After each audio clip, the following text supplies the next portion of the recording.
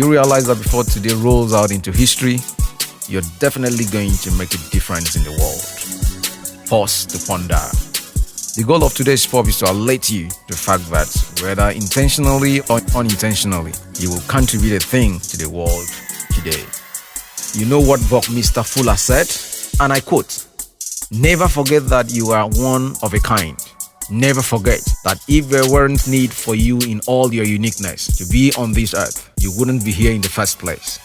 And never forget, no matter how ordinary life's challenges and problems seem to be, that one person can make a difference in the world. In fact, it is always because of one person that all changes that matter in the world come about. So be that one person." End of quote. As far as you are breathing, you will certainly make a difference today. It could be positive or negative. Consider this scenario. I'm out here driving, and you will notice shortly that I'm a very cautious driver. I obey the least traffic rule. I don't beat traffic lights, not because I don't want to be arrested, but for my personal safety and the safety of other road users. I slow down at zebra crossing. I hoot the horn before I attempt to overtake. I don't overspeed. It's like that. I suppose you're just like me, are you? But there are some who are too much in a hurry and don't regard safety. That's what I'm talking about. Before you could say, "Jack, here is that reckless driver by your window, cursing and abusing you, putting all the blame on you." This is a typical juncture that ascertains whether you are out to make a good difference or a bad one.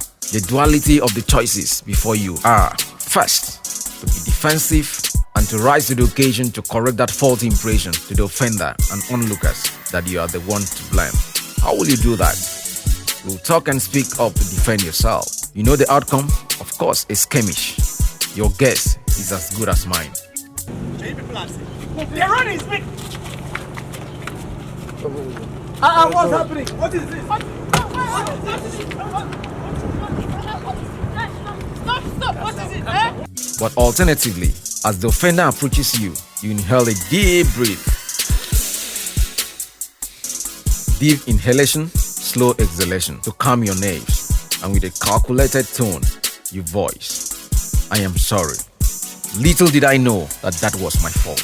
At first, the offender will not take you seriously. He will rattle on, but here you are maintaining that peaceful stillness. When he gives you another opportunity, you continue, "Please, forgive me.